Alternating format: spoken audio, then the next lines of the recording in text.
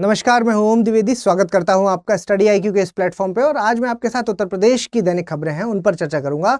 इसके अलावा मैं आपको और इन्फॉर्मेशन दे दूं कि हमने आपके जो कमेंट्स हैं उसकी वजह से कुछ इसमें बदलाव किए हैं और कुछ और भी जो इम्पॉर्टेंट इवेंट्स जो इंडिया लेवल के होते हैं, नेशनल लेवल के होते हैं, उनको हमने इसमें इंक्लूड किया है। इसके अलावा एक और चीज़, कुछ क्वेश्चंस हैं जो आपके साथ मैं डिस्कस करूंगा और उनके आंसर्स आपको कमेंट बॉक्स में साथ साथ बताने हैं।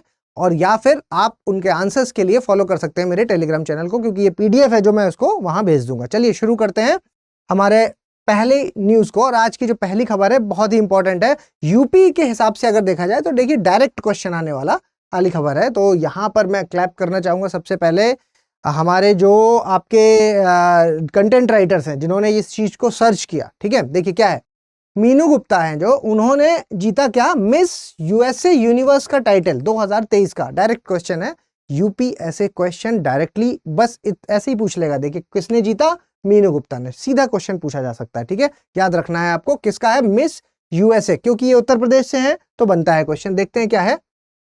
मीनू गुप्ता है जो, इन्होंने जीता है मिस यूएसए यूनिवर्स का टाइटल, जो कि अमेरिका में हुआ था और जो कि हमारे देश के लिए एक गर्व की चीज है। ठीक है, यहां पर आप देख सकते हैं कि ये अभी तो यूएस की सिटीजन है, लेकिन वैसे ये बरेली डिस्ट्रिक्ट की रहने वाली है जो कि हमारे उत्तर प्रदेश का हिस्सा है। ठीक है, पहले भी ये 2021 में मिस यूएस एशिया अमेरिका का खिताब जीत चुकी है। ठीक है, तो ये फैक्ट आपको याद रखने चाहिए। इसके अलावा अगली खबर है जो हमारी, वो देखिए मीना मंच से संबंधित है। मीना मंच क्या है, ये मीना मंच और क्या करेगा ये। तो मीना मंच है जो, ये बेसिकली अपर प्राइमरी स्कूल्स के जो बच्चे हैं, ठीक है, उनके लिए है। और पूरी खबर इसको देख लेते हैं एक बार।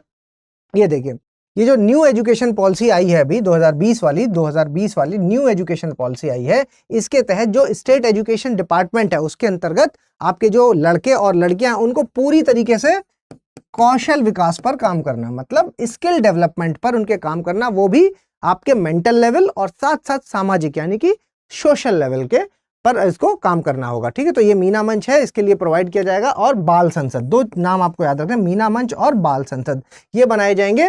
और 6 से 14 साल, क्या है 6 से 14 साल, जल्दी से कमेंट बॉक्स में बताइए कि आपका जो आर्टिकल 21 का ए पार्ट है, ठीक है, आर्टिकल 21 का ए पार्ट, आर्टिकल 21 ए, ठीक है, इसके तहत बच्चों की जो कंपलसरी एजुकेशन है, राइट टू एजुकेशन आप कह सकते हैं, राइट टू एजुकेशन के तहत कंपलसरी एजुकेशन में एज क्या रखी गई है, जल्दी से बताइए कमेंट बॉक्स में। ठीक है, और इसके तहत देखिए हर एक गर्ल को जो कि प्राइमरी की है वो पावर एंजल बनाएगी और क्वालिटीज हैं जो वो डेवलप की जाएंगी ताकि वो चीज़ों को सही से मॉनिटर कर सके, सही से उसकी निगरानी कर सके, सही से उसे समझ सके। यानी कि आप कह सकते हैं कि स्किल डेवलपमेंट करने की बात है। और इसी टाइम पे जो आपका मीना मंच है वो ऑपरेट होगा और एनरोल करेगा जो कि सोशली और इकोनॉमिकली बैकवर्ड गर्ल्स है स्कूल में, उनके लिए काम आएगा। ठीक है, आगे बढ़ते हैं। और आगे बढ़ने से पहले मैं आपको एक इंपॉर्टेंट इन्फॉर्मेशन दे देता हूं जो कि हमारे कॉम्बो बैच से संबंधित है। देखिए कॉम्बो बैच में क्या है, एक अभी सबसे इंपॉर्टेंट चीज है कि बहुत से ऐसे स्टूडेंट्स हैं जो मुझे क्वेश्चन पूछते रहते हैं कि सर क्या यूपीएससी के साथ यूपीपीएससी की तैयारी हो सकती है। तो उन्हीं की डिमांड पर ये कॉम्बो बैच आया है और इस बैच में आपकी संपूर्ण तैयारी करवाई जाएगी। कहने का मतलब प्री से लेकर के इंटरव्यू तक की संपूर्ण तैयारी, जिसमें प्री, मेंस और इंटरव्यू तीनों चीजें हैं जो उसकी जिम्मेदारी आपका स्टडी आईक्यू लेगा। ये बेसिकली एक मॉर्निंग बैच है जो ऑलरेडी स्टार्ट हो चुका है, लेकिन अभी इसकी जो एडमिशन क्लोज करने की तिथि है वो है 31 मई। 31 मई तक आप चाहें तो इसमें एडमिशन ले सकते हैं। सुबह 8 बजे इसकी क्लासेस डेली बेसिस पर हो रही हैं। फीस की अगर मैं बात करूं तो फीस तो 70,000 है, लेकिन आपके लिए सुविधा है और ओम लाइव कोड, ये याद रखिएगा, ओम लाइव कोड का इस्तेमाल करते ही फीस घट के 32,999 हो जाएगी। ठीक है, तो आप इस बैच का आनंद ले सकते हैं। चलिए आगे बढ़ते हैं और अगली खबर को देखते हैं। ये देखिए आर्टिफिशियल इंसेमिनेशन मतलब कृत्रिम गर्भाधान है जो, उसके बारे में ये किट है जो 87% सब्सिडी की बात यहाँ पर कही जा रही है, ताकि जो आपके ये जो कैटल्स हैं, जो आपके पशु हैं, ठीक है, उनका सेक्स रेशियो है जो वो बढ़ाया जा सके। ठीक है, देखिए क्या है पूरी खबर देख लेते हैं। और इसके तहत आप ये देखिए अभी mission million sexed artificial insemination programme, इसका नाम याद रखिएगा, ये अभी किसने, उत्तर प्रदेश सरकार ने लॉन्च किया है। ठीक, कृत्रिम गर्भाधान, ठीक, इस चीज से संबंधित है।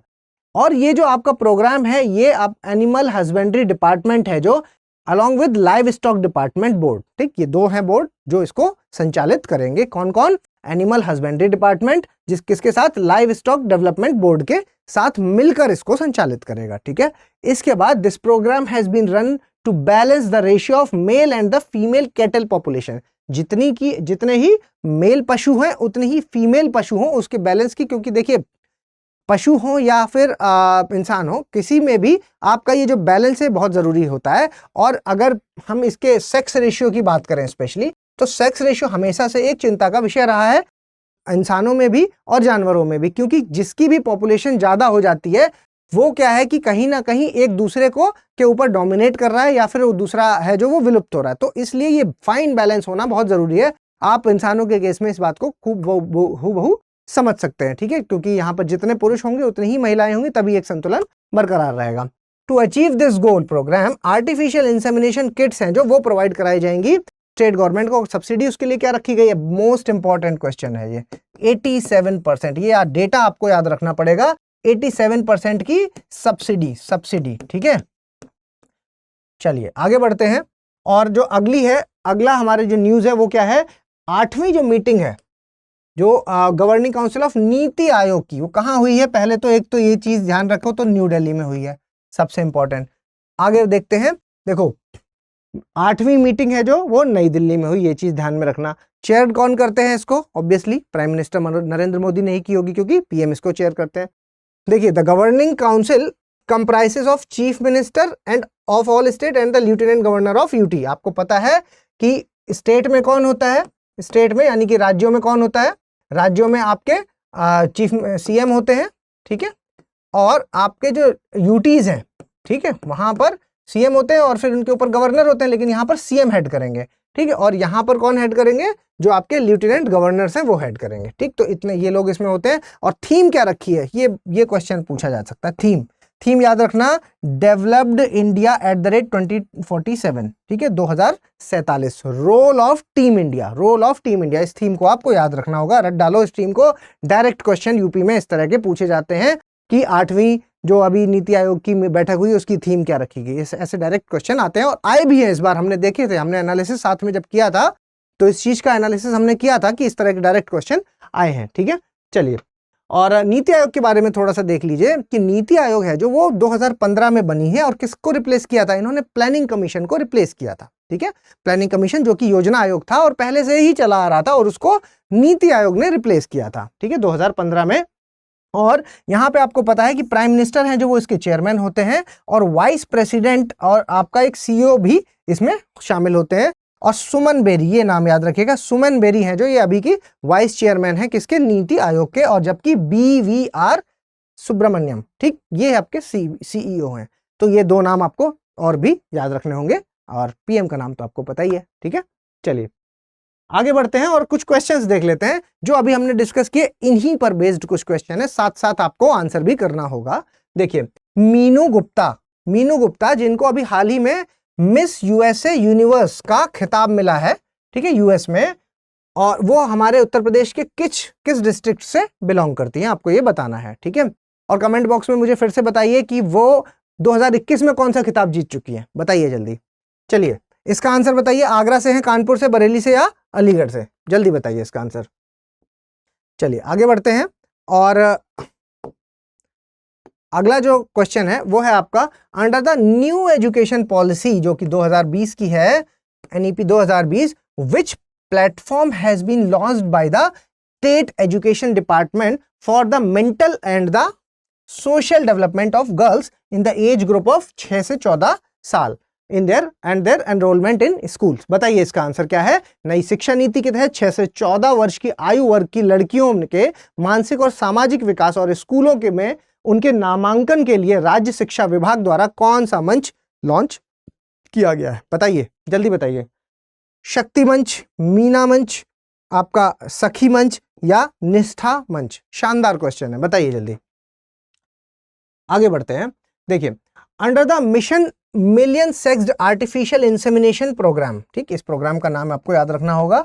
ठीक है, व्हाट परसेंटेज सब्सिडी का परसेंटेज क्या है जो कि दिया जाएगा स्टेट गवर्नमेंट के द्वारा ऑन आर्टिफिशियल इंसेमिनेशन, कृत्रिम जो गर्भाधान है उसके लिए सब्सिडी जो स्टेट गवर्नमेंट को प्रोवाइड कराई जा रही है, जो किट है जो प्रोवाइड कराई जाएगी, उसके तहत कितनी सब्सिडी दी जा रही है? 75%, 80%, 77 या 87%? बताइए जल्दी से। आगे बढ़ते हैं और अगले क्वेश्चन में बढ़ते हैं। और अगला क्वेश्चन देखिए, नीति आयोग से संबंधित है। Which of the following statement is correct? सही वाला आपको बताना है। NITI Aayog is a statutory body, एक संवैधानिक निकाय है, एक चीज। दूसरा, it is a premier policy think tank of the government of India, providing both directional and the policy input. Directional और पॉलिसी इनपुट्स दोनों ही ये बताता है, ठीक है। दिशात्मक और नीतिगत इनपुट दोनों प्रदान करने वाला भारत सरकार का प्रमुख थिंक टैंक है, ठीक है। तो ये आपको बताना है, नीति आयोग के बारे में है। जल्दी बताइए, 1, 2 या दोनों, या इनमें से कोई नहीं। सारे कमेंट बॉक्स में बताइए। और अगर आपको इनके आंसर चाहिए तो आपको फॉलो करना होगा मेरा टेलीग्राम चैनल, जहां पर मैं ये पीडीएफ शेयर कर दूंगा। ओम द्विवेदी स्टडी IQ, ये मेरा टेलीग्राम का चैनल है जिस पर आप ये पीडीएफ पा सकते हैं, ठीक है। जल्दी मिलेंगे अपने अगले लेक्चर में, तब तक के लिए धन्यवाद।